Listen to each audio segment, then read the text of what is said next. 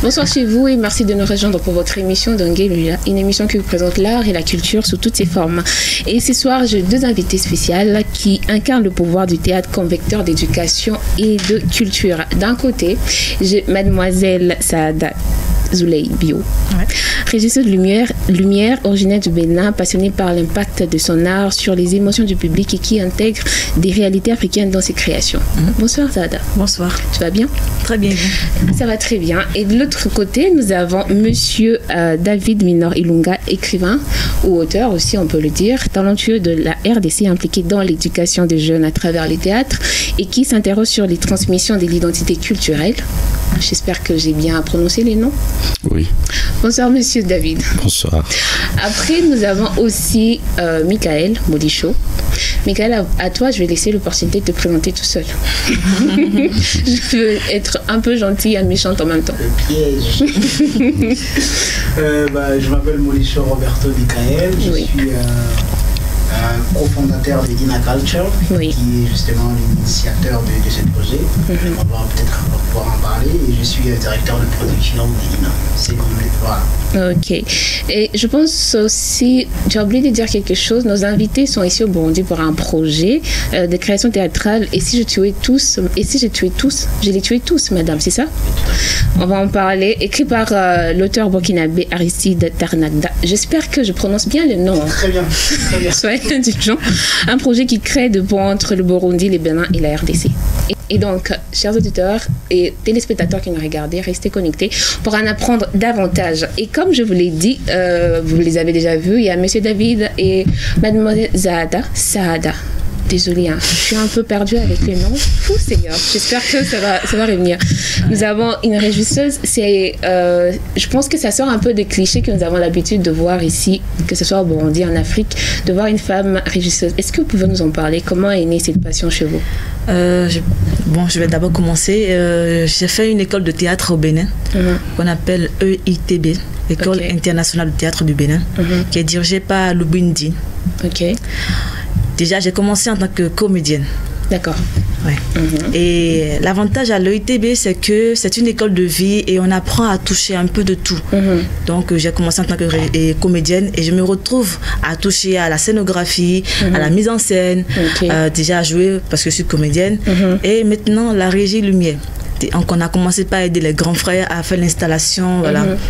Et un jeu comme ça, on avait un problème parce qu'il y avait 3 créations. Et du coup, le directeur était à court d'idées comment on va gérer les 3 créations. Parce que quand même, chacun avait son groupe. Donc, je me suis accrochée à une fille qui s'appelle Dougat, qui est régisseuse de lumière, qui est beaucoup connue au Bénin, un peu comme moi aussi. Et c'est comme ça, j'ai commencé par après. J'ai appris à faire de la régie lumière grâce à cette fille-là. Elle m'a montré pas mal de choses. Et aujourd'hui, maintenant, je peux dire qu'on est les 2 filles au Bénin. Si on dit les 2 régisseuses au Bénin, il y a Douria Dansou et Bio Sadat. Ok, intéressant. Donc, ça t'a pris combien de temps avant que tu te dises, ok, je vais faire que la régie? Déjà, je vais dire que c'est la régie qui m'a appelée. Parce que j'ai beaucoup réfléchi, je me suis dit, ok, mais comment?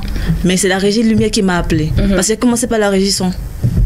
Et après, je me suis accrochée à la régie lumière parce que je me sentais beaucoup plus à l'aise derrière les projecteurs, à voir les comédiens sur scène en train de jouer. Et je dis, c'est ça que je veux faire. Et aussi, vous essayez de mettre en lumière les réalités africaines par votre travail. Et quelle importance l'intégration de ces réalités a dans votre travail de régisseur lumière? Déjà que la régie lumière, c'est pas un métier c'est pas facile, la régie lumière, parce que ça demande beaucoup de réflexion.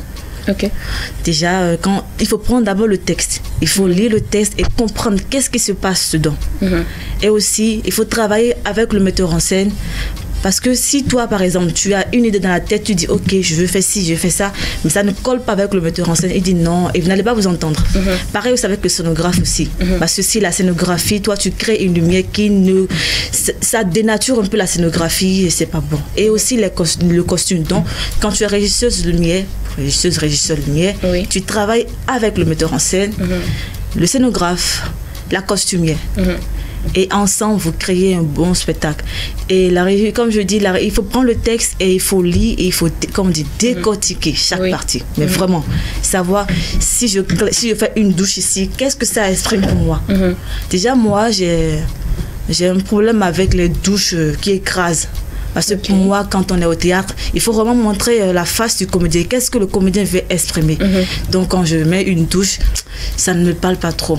Mais parfois, il faut faire une douche parce que quand c'est une douche, ça peut montrer que le comédien, il est plus ou moins effacé, comme on peut dire une ombre. On n'a pas besoin de voir son visage là.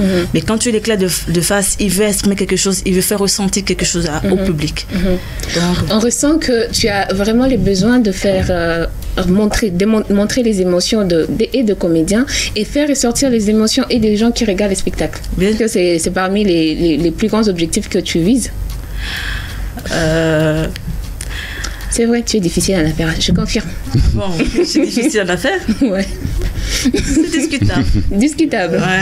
Ouais. D'accord. Et comme vous pouvez le voir sur les plateaux, nous sommes avec Monsieur David. Vous êtes écrivain, auteur. Je pense que la liste, vous allez la compléter vous-même avant que je pose la question. C'est fou, cette histoire de Monsieur David, là, ça me suit un peu partout. Saada, elle a eu droit à plus de convivialité. Et moi, c'est Monsieur, direct. Voilà. Bon, non, c'est... En fait, oui, David Ilunga. Oui. Comédien à la base, directeur d'acteurs, metteur en scène aussi, dramaturge, auteur, parce que j'écris aussi, et puis directeur artistique d'une compagnie que je co-dirige aussi avec une autre artiste talentueuse qu'on appelle Tina Mwimbawai, bon, qui entre autres est ma femme aussi. Et cette compagnie s'appelle le Théâtre du Fleuve. On est basé à Kinshasa et ça va faire, on va dire maintenant deux ans qu'on a monté cette compagnie. Mais bon, moi je suis dans le théâtre depuis, on va dire, une vingtaine d'années. Ok, ça fait quand même longtemps, un sacré bout de temps. Et comment les théâtres peut-ils jouer un rôle dans la transmission de l'identité culturelle pour les jeunes? Parce que vous accompagnez les jeunes, c'est ça? Pas que les jeunes, parce que bon, généralement on colle directement cette étiquette par le besoin, c'est parce que c'est vrai qu'il faut transmettre des choses aux générations qui viennent, mais ça part souvent, on a été jeunes aussi. Donc moi je pense qu'on a envie de transmettre quelque chose parce que peut-être nous-mêmes on a ressenti des choses, on a été dans des questionnements et de fil en aiguille dans notre cheminement, dans notre initiation de la vie, on se dit que par rapport aux questions qu'on s'est posées, bon, il y a des choses qu'il faut transmettre aussi. Et donc par rapport au théâtre, je dirais que bon, déjà il faut savoir une chose, c'est que bon, on parle de transmission par rapport à l'éducation, mais le théâtre en soi déjà est part de la vie. Le théâtre ne se départit pas de la vie. Et donc, comment, je crois que c'était ça la question, comment est-ce que le théâtre peut contribuer? Jouer un rôle de transmission dans l'identité culturelle des jeunes. Voilà, jouer un rôle de transmission dans l'identité culturelle des jeunes. Bon, je dirais que déjà, ce qui est important pour nous, je dirais, c'est que je vais partir de comment moi je suis arrivé au théâtre. Je pense qu'à partir de là, peut-être que je pourrais en résumer. Moi, ça a commencé, c'était aussi subite. Elle dit que c'est la lumière qui l'a appelé. Et moi, du coup, je pense que depuis tout petit, sans le savoir, j'étais déjà, on va dire, prédisposé à ça. C'est-à-dire que j'ai grandi dans une famille où le papa, bien qu'il faisait autre chose, il était plutôt... un planificateur en économie, mais il ramenait toujours des bons films à la maison, il ramenait des livres, il nous emmenait dans des bibliothèques, chose que la plupart des jeunes dans nos pays n'ont pas la chance d'avoir, s'il faut tenir compte un peu de nos sociétés telles qu'elles se voient aujourd'hui. Et donc, depuis tout jeune, sans le savoir, j'avais deux rêves, en fait. Je voulais soit devenir Marines, soit devenir acteur Marines, c'est-à-dire c'est clair, je me voyais vraiment comme un Marines américain. Voilà. Non, je me voyais vraiment comme un Marines américain, et l'autre qui n'est pas très loin, c'est que je voulais soit être Marines, soit acteur de cinéma à Hollywood. C'est très précis. Donc du coup, sans le savoir, depuis tout jeune, j'étais submergé par l'identité des autres, c'est-à-dire l'identité américaine, parce que c'est ça qui remplit un peu la plupart des programmes que nous vivons dans nos pays, que ce soit dans les médias, que ce soit à l'école. On apprend plus des cultures des autres que se concentrer sur nos propres cultures.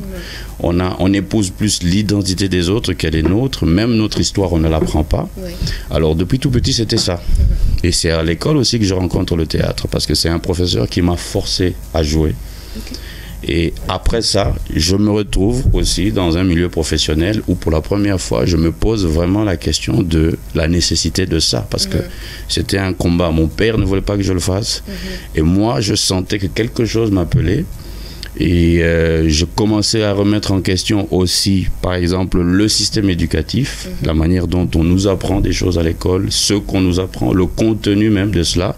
Et je me suis dit, dans le fond, peut-être que c'est ça, le théâtre. C'est-à-dire, c'est un perpétuel questionnement. Comme dit un metteur en scène que j'ai beaucoup aimé, paix à son âme, avec qui j'ai eu à travailler, Roland Marden, c'est qu'au théâtre, on ne dit pas aux gens ce qu'ils doivent penser, mais on leur dit qu'ils doivent penser. Et je crois qu'il n'y a pas meilleure transmission pour la jeunesse que ça. C'est-à-dire les pousser à se questionner sur ce qui les entoure, pour pouvoir eux-mêmes se rendre compte soit du vide qu'il y a dans leur environnement et voilà, qu'ils puissent s'intéresser beaucoup plus à eux, à d'où ils viennent, à l'histoire de leurs parents, par exemple, des choses qui m'ont manqué moi, parce que je ne parle même pas la langue de mes parents, pour commencer. Moi, j'ai rencontré ma langue maternelle, c'est le français.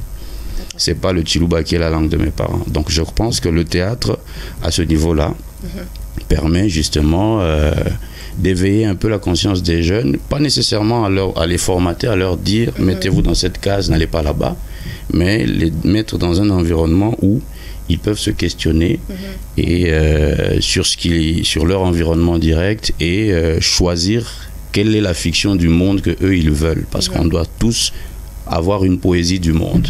Quand vous parlez de mettre les jeunes dans un environnement qui les amène à se questionner, vous parlez de quel genre d'environnement? Mais dans un environnement où ils peuvent, en regardant ce qu'ils vivent, je prends l'exemple du Burundi, essayer de voir, de se questionner sur ce qu'on leur propose, déjà, se questionner sur ce qu'on leur propose, est-ce que cela les convient ou pas, et se questionner sur comment eux ils se positionnent par rapport à ça. J'ai parlé tantôt de la culture américaine. On a tous grandi avec ça. On a grandi avec les films de Rambo, de Commando, où on voyait que voilà, c'est eux qui sont les héros. Tout de suite, quand vous voyez un film, ou tout de suite, vous vous identifiez. Pour vous, le type du soldat ou du policier du monde, c'est l'américain. Pourtant, avec du recul aujourd'hui, on se rend compte que s'il y a des gens qui ont contribué aussi à détruire le monde, eh ben, ils font partie. Ils font partie. Je ne dirais pas qu'il n'y a que eux, mais ils font partie. Et pourtant, par leur culture, ils ont réussi à se faire adopter. Parce qu'il n'y a pas plus dangereux que ce qu'on sème dans la tête des gens. C'est l'arme, la culture, je pense, est l'arme la plus puissante. Elle est plus puissante même que la Kalachnikov. Parce que vous pouvez arriver à détruire quelqu'un sans pour autant avoir à le violenter directement. Et donc, je pense que c'est les mettre dans un cadre où ils peuvent se questionner, leur donner le choix. C'est-à-dire leur dire, bon, vous voyez, il y a ça, il y a le français, mais il y a aussi le Kirundi, qui est une très belle langue, une langue d'ailleurs que vous parlez couramment, mais dont parfois vous n'avez pas conscience de sa poésie. Alors, faut-il ne s'orienter que vers le français ou vers l'anglais, ou est-ce que ce serait aussi intéressant de consulter, de faire connaissance avec la langue de vos ancêtres qui pourrait vous donner une plus grande poésie du monde et peut-être vous donner les outils pour ne pas être complexé dans le concert des nations. Donc voilà. J'espère que votre présence ici au Burundi va amener les jeunes à se poser ces questions. Et vous êtes ici au Burundi pour un projet, comme j'en ai parlé au tout début. Si je les tuais tous, madame, voilà. Je pense que la personne à nous répondre à cette question, c'est beaucoup plus Michael. Ok. Il n'était pas préparé. Parler du projet, c'est ça? Oui. Parce que vous êtes là pour ce projet. Oui, bien sûr. Oui. Alors, le projet, ici, je les tue tous, madame, c'est un projet de création, de création théâtrale, du texte qui porte le même nom. Ici, je les tue tous, madame, de Aristide Tarnagda, qui est un auteur burkinabé, qui a beaucoup influencé notre travail ici au Burundi. Je crois qu'il est venu au Burundi pendant 3 ans et il nous a formé beaucoup. Il nous a formé sur la mise en scène, l'écriture et tout. Donc nous, on a eu justement l'opportunité de pouvoir le suivre un peu plus loin et donc il nous a passionnés dans son écriture, dans sa poésie du monde et tout. Et donc c'est là qu'est venue l'envie de monter ce spectacle.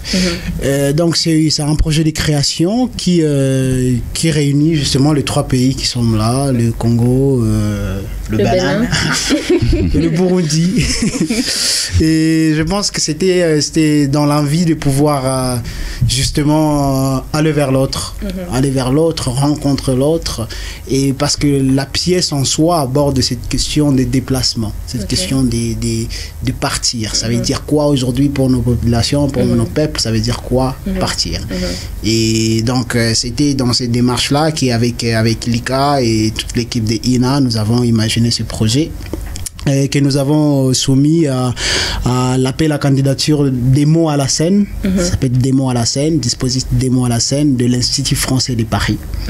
Donc nous avons postulé en 2023 et le texte a été sélectionné, le projet a été sélectionné et on s'est dit voilà une belle opportunité de pouvoir justement réunir ces 3 pays autour d'une table, autour d'une réflexion. Et donc voilà, ils sont ici au Burundi pour ça. Moi j'ai une question à poser à Saada. Qu'est-ce qui vous a attiré à participer à ces projets, vous personnellement? Qu'est-ce qui m'a attiré?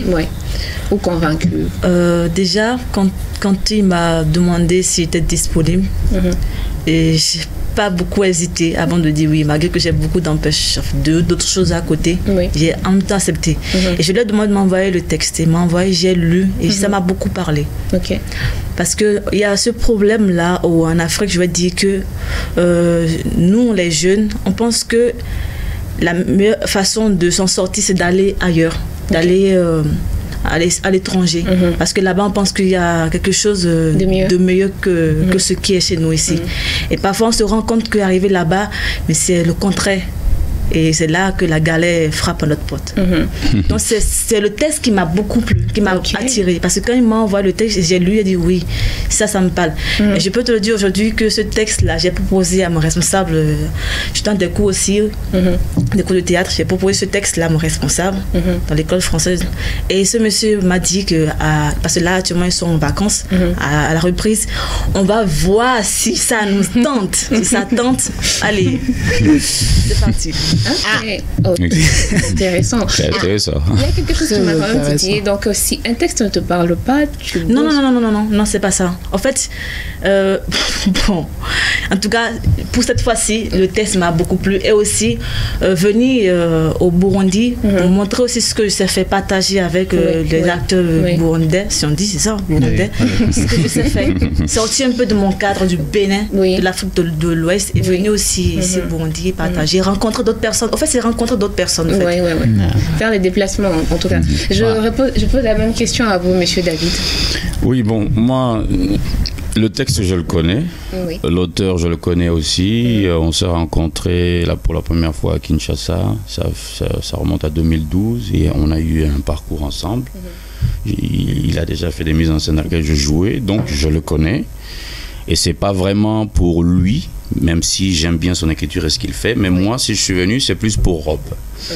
Donc voilà, c'est pour lui parce que bon, parfois on se sent un peu, on est un peu, toujours dans le cadre de la transmission, parfois on se sent doté d'une certaine responsabilité, mais je crois que c'était plus un honneur aussi parce que j'ai joué ici une pièce qu'on appelle Délestage en 2018, je crois. J'étais invité pour le festival Bouger sans tabou et je sais pas pourquoi, bon, il semblerait que les gens ont beaucoup aimé et parmi il y avait beaucoup de jeunes aussi qui ont beaucoup aimé ce que j'avais proposé et je crois que c'est ce qui fait que on est resté un peu en contact comme ça, on échangeait, mais là quand il m'a demandé si je pouvais venir participer à sa création, bon, c'est vrai qu'au début, il avait hésité de me le dire, il voulait me mettre en scène, en fait, c'est ce qu'il voulait. Donc déjà, j'étais honoré parce que si vous jouez et que ça crée une envie pour quelqu'un de vous mettre en scène, donc ça veut dire que bon, vous n'êtes pas si nul que ça, donc ça encourage quand même. Mais il a hésité à le faire. Après, il faut dire que par rapport au temps, c'était pas possible, mais je me suis dit, dit, ce serait bien que je vienne quand même. Ouais. Le texte est bien aussi, pour essayer de l'aider dans la mesure du possible, dans ce que je pourrais, c'est-à-dire, c'était clair que comme lui-même allait maintenant monter sur la scène, il avait besoin de quelqu'un pour avoir un regard sur ce qu'il fait, parce que c'est pas évident quand on est metteur en scène et comédien de pouvoir à la fois mettre en scène et puis se diriger. Vous avez toujours besoin d'un regard extérieur, et donc c'est ça le travail que moi je fais là-dedans. Je suis regard extérieur, et moi c'est plus pour mon petit frère que je suis là. Ok. Donc vous serez que metteur en scène. Je ne suis pas metteur en scène, le metteur en scène c'est lui. Vous allez l'accompagner? Je l'accompagne, voilà. Je l'accompagne, je regarde, je propose. Bon, et, bon, voilà. Je me rassure pour qu'il ne sorte pas d'ici. C'est très bien. Donc en fait, il est mon patron dans ce projet. Si je dis un truc qui ne le convient pas, on en discute. D'ailleurs, on n'en discute pas. On en discute quand c'est lui qui propose. Mais quand c'est moi qui propose et qui n'est pas d'accord, s'il dit non, c'est non. D'accord. Mais est-ce que vous pouvez me parler un peu de l'histoire de ces spectacles? Est-ce que c'est à Michael de nous en parler ou c'est à vous de le faire? Bon, moi, je pense que c'est vous qui pourrez nous en parler parce que vous donnez un deuxième regard sur les spectacles. Bon, oui, chacun peut le dire à son niveau, mais moi, à mon niveau, déjà comme on l'a dit, je connais un petit peu l'auteur pour avoir lu certains de ses textes. Et j'ai un peu, je crois, approché un peu sa vision du monde. Okay. Et donc, le projet en soi, c'est l'histoire de Lamine, qui est un jeune homme, on n'a pas dit s'il est d'Afrique ou d'où, mais on suppose qu'il est d'une région du tiers-monde. Okay. Entre guillemets, parce que ça aussi c'est des appellations qui viennent d'ailleurs. Oui. Bon, on suppose qu'il est dans une région du monde où ça ne se passe pas bien pour la jeunesse. Voilà, on va dire ça comme ça. Il est dans une région du monde où ça ne se passe pas bien pour la jeunesse. Et Lamine qui a eu une aventure avec une fille qu'il aime bien, mais qui l'a engrossé. C'est un peu, je ne sais pas si ici on dit la même chose, mais à Kinshasa on dit engrossé. Donc voilà, qui l'a engrossé, qui lui a fait un ballon. Donc, et donc du coup, il se sent, il est un peu perdu, comme tous les jeunes qui, dans leur jeunesse, cette aventure les arrive et ils n'ont pas été préparés pour ça, parce qu'il faut aussi dire que Lamine a quitté ses parents très tôt. Très tôt, il s'est retrouvé dans la rue, sous l'influence d'un ami à lui qu'on appelle Robert, qui a eu beaucoup d'influence sur lui. Et donc, arrivé à ce moment-là, Lamine décide de partir, parce que là où il se trouve, ça ne va pas. Alors, il décide de partir pour trouver de l'argent, pour venir prendre soin du petit et de la fille, et il dit à la fille de l'attendre là, c'est-à-dire il y a un lieu où il lui a demandé de l'attendre. Ils ont même fait un pacte et il lui a promis qu'il reviendrait. Sauf qu'il part et que ça ne se passe pas bien pour lui. Et la pièce, en fait, parle de ce jeune homme qui se retrouve à un feu rouge et qui est obligé de parler à une dame, l'unique qui s'est arrêtée pour l'écouter, pour lui permettre de lui donner un point de vue sur ce qu'il devrait faire. Doit-il rentrer vers la fille, sachant qu'il a échoué de ramener l'argent, ou bien rester là, continuer, ou tout envoyer balader. Donc voilà un peu, c'est aussi ça le titre, « Et si je les tuais tous, madame ». Ok, voilà. Si je les tuais tous, madame. Moi, je veux poser une question à Saada. Vous, en tant que régisseur de lumière, quel est, je dirais, le côté spécifique par rapport à votre métier que vous voulez apporter à ce spectacle? Ce que je vais apporter à ce spectacle, bon, je dirais qu'en même temps, mon savoir-faire, et aussi apporter une touche personnelle, parce que nous sommes en atelier là et je réfléchis beaucoup par rapport à la création de lumière. Et en tout cas, je pense que ce que je vais vous dire, c'est de venir voir. Et d'aller, vous avez dit qu'elle était difficile à faire. Venez voir, vous allez comprendre ce qui s'est passé pendant ces 3 semaines qu'on a. En fait, ces 3 semaines. Ok. Vous venez de passer 3 semaines ici? Non, on est en train de passer. On va faire 3 semaines de création. Ok. D'accord. Donc tu ne me dis pas plus de détails. Non, venez voir. Je l'ai dit, hein. Donc moi, je vais poser la question à vous. Bon, je dirais que vous accompagnez Michael dans ce projet en tant que metteur en scène. Je ne sais pas si c'est co-metteur en scène, ça se dit, je ne sais pas. En regard extérieur. Regard extérieur. Et par rapport à ça, quels sont vos avis par rapport à ce projet? Déjà que c'est un bon projet. Oui. Et que je travaille avec un jeune qui est intelligent déjà, qui sait ce qu'il veut. Oui. À savoir il sait ce qu'il ne veut pas. Parce que voilà, dans le métier artistique, généralement, on ne sait pas où on va. Oui. On ressent des choses, on a une certaine esthétique qu'on voudrait proposer, mais on n'a pas toujours des réponses claires. Oui. Mais néanmoins, on sait ce qu'on ne veut pas. Oui. Donc, je pense que c'est un jeune, un artiste qui est assez campé dans une certaine esthétique qu'il voudrait proposer. Et je dirais que c'est un bon projet parce que je crois que ça va parler à beaucoup de Burundais aussi, par rapport déjà au questionnement que lui, il a, à la fois sur la jeunesse, sur ce qu'on a dit, sur ce qui est de la transmission aussi, parce qu'il ne faut pas oublier que la mine dont on parle dans la pièce fait référence aussi à son identité. Même s'il va la chercher ailleurs, il dit tout le temps dans la pièce que je suis un dozo, madame. Le dozo, c'est une confrérie de chasseurs. Et par rapport à cette confrérie-là, ils ont une certaine vision de la dignité, une certaine vision du monde. Il l'emmène partout, même s'il est en déplacement. Donc je crois que c'est une pièce qui va beaucoup parler, à la fois au niveau traditionnel et au niveau contemporain, dans le monde dans lequel on se trouve aujourd'hui. Donc je dirais que c'est ça. Et que, voilà,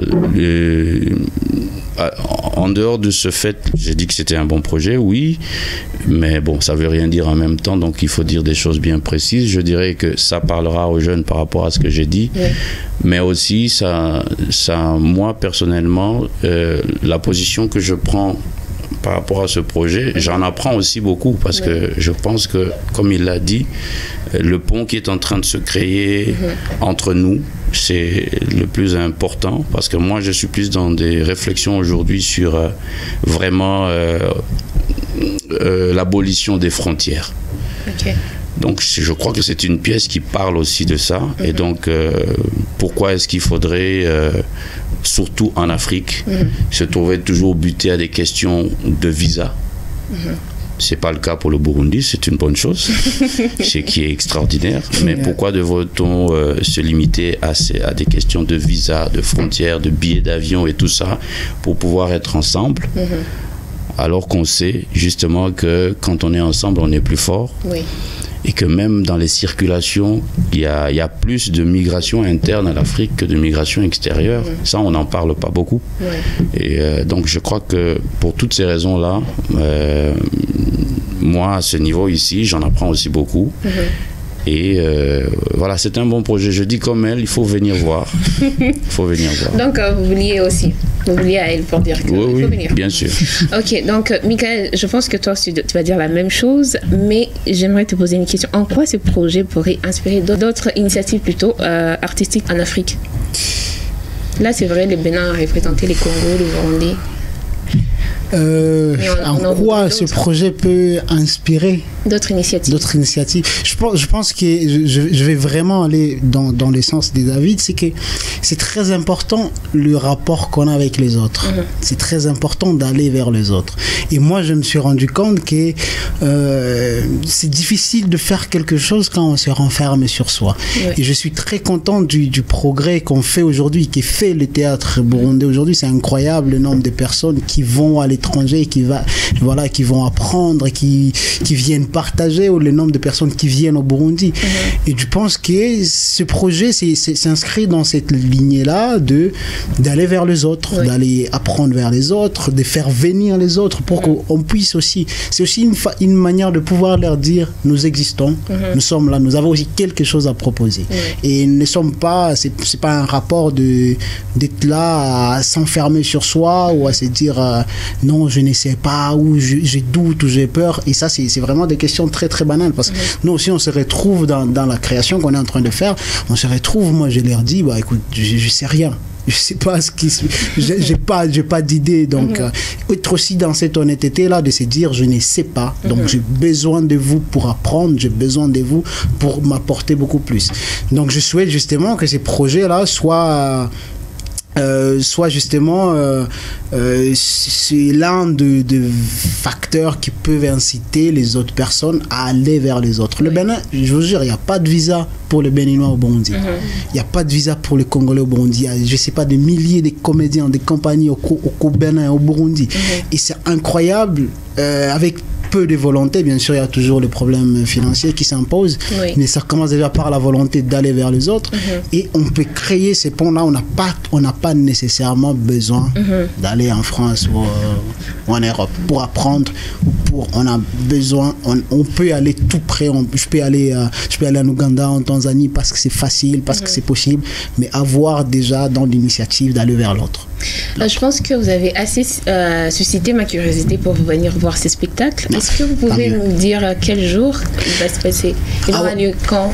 Les lieux, la date? Donnez-nous tous les détails. Ok, le spectacle aura lieu le 8 novembre à l'Institut français du Burundi, IFB, ex-CCF, parce qu'il y a des gens qui ont toujours CCF en tête. Un peu compliqué de se rappeler que c'était anciennement IFB. Voilà.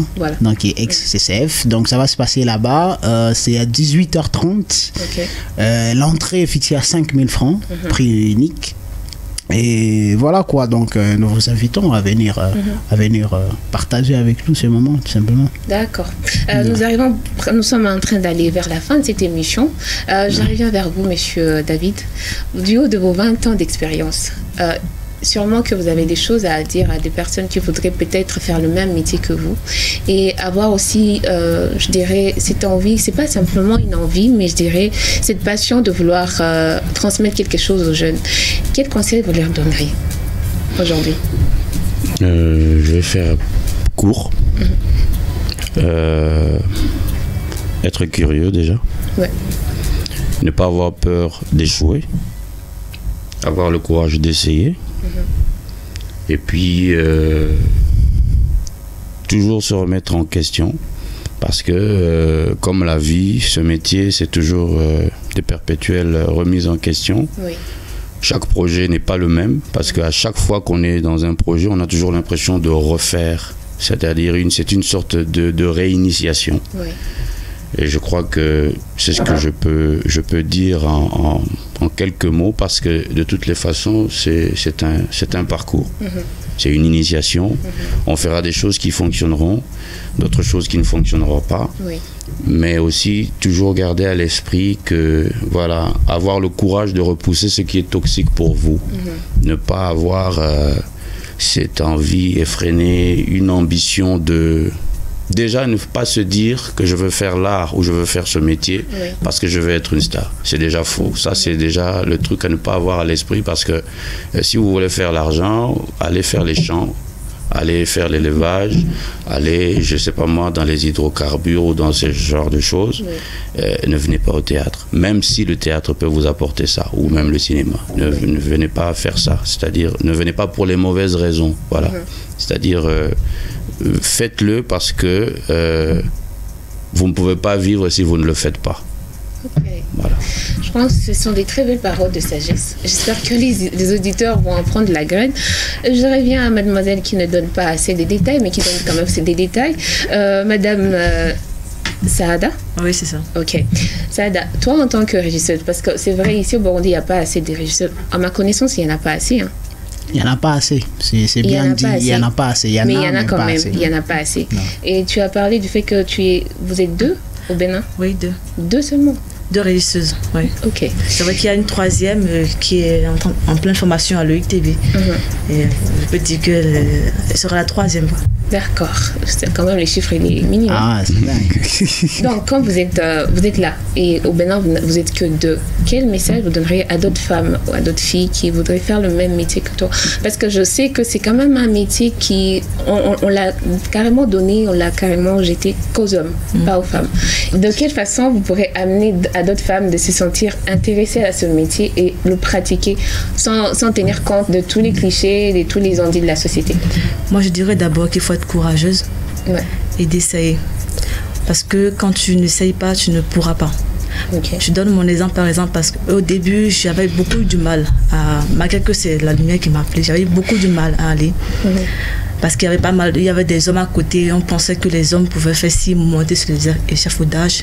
Mais j'ai décidé, parce que je voulais le faire. Donc d'abord, si elles veulent vraiment, qu'elles n'ont qu'à décider de le faire. Et aussi, s'il y a par exemple des stages, de participer à ces stages-là.